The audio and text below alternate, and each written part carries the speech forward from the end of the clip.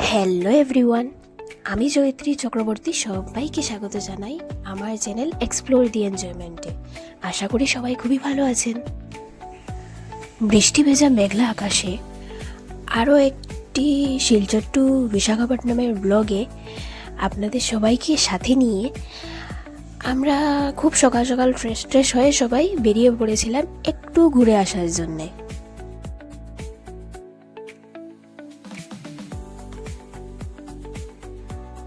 এত সকালে সবাই বেরিয়ে আমাদের ডেস্টিনেশনটা ছিল ঋষিকোণা বিচ।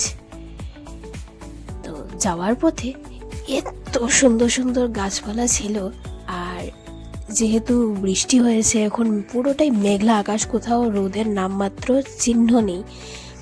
এর মধ্যে গাছগুলো মানে এত সুন্দর লাগছিল যেটা মানে বলে বোঝানো যাচ্ছিল না। আর এখানে একটা মানে যে কি বলবো, যে পাহাড় আর সমুদ্র একসাথেই পাওয়ার হলে বোধহয় এখানেই আসতে হয়, কারণ এক সাইডে যেমন ছিল পাহাড়, অন্য সাইডে বে অফ বেঙ্গল, আর সাথে অনেকগুলো বিচ। যে কোনো বিচে গিয়ে আনন্দ করার একটা অফুরন্ত সুযোগ। একদম বিচে না গিয়ে আমরা সাইডে আরেকটি রাস্তা ছিল, সেই রাস্তা ধরে মানে বিচের সাইডে দিকে আমরা এগিয়ে গিয়েছিলাম।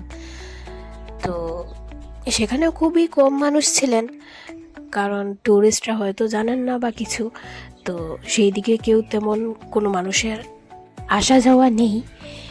তো সেখানে মানে আমরা গিয়েছিলাম, গিয়ে গাড়িটা পার্ক করে রাস্তা সাইডে রেখে আমরা জাস্ট একটু সময় হাঁটাহাঁটি করেছি। কিন্তু এখানে কেয়ারলেসভাবে থাকলে যাদের খুব ঠান্ডা লাগার প্রবণতা আছে তাদের কিন্তু সর্দি কাশি হতে পারে, কারণ প্রচণ্ড এক্সট্রিমলি বাতাস ছিল এখানে।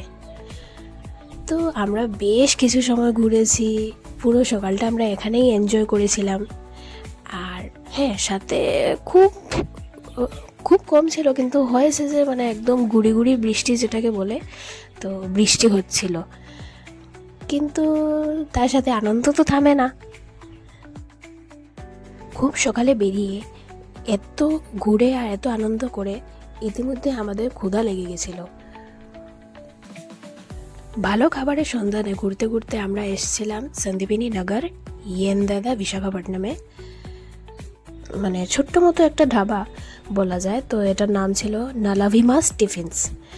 পিওর ভেজ ছিল, অনেকগুলো খাবারের অপশন ছিল। ইডলি ডোসা তো ওদের কমন, ইডলি ডোসা সাম্বার, দেন এমনিতে পুরি ঘুগনি লুচি এসবের অপশন ছিল, রুটি এসবের অপশন ছিল অনেক। তো এর মধ্যে আমরা নিয়েছিলাম লুচি ঘুগনি আর ইডলি ডোসা এসবই। তো খেয়ে দিয়ে আমরা ওই দিন তো বাড়ি এসে গেছি। আর সাথে আরেকদিন আমরা বেরিয়েছিলাম রাতের বেলা ঋষিকোণা বিচটা দেখার জন্য, যে একসাথে এই জায়গাটার দিনের ভিউটা আর রাতের ভিউটা একসাথে রইল এখানে। তো রাতের বেলা আমরা বিচের সাইডের দিকে না গিয়ে প্রপার বিচেই এসেছিলাম। আর সেদিন ছিল উইকেন্ড, আর উইকেন্ড থাকায় মানুষের প্রচণ্ড ভিড় ছিল, পার্কিংয়ে কোনো জায়গা খালি ছিল না। সকালবেলা যে বিচটা খালি ছিল সেটাই উইকেন্ড থাকায় মানুষের ভিড় রাত্রে উপচে পড়েছিল। একদিকে যেমন বড় বড় পাহাড়গুলো রাস্তার এক সাইডে এই শহরের সৌন্দর্যকে বৃদ্ধি করছিল, ঠিক রাস্তার অপর সাইডে বে অফ বেঙ্গল, একটা সমুদ্র যেটা আরও তার এই শহরের সৌন্দর্যটাকে মানে আরও 4 গুণ করে তুলছিল। হয়তো এখানেই আসতে হবে যখন শান্তভাবে একসাথে পাহাড় আর সমুদ্র দুটোই চাই।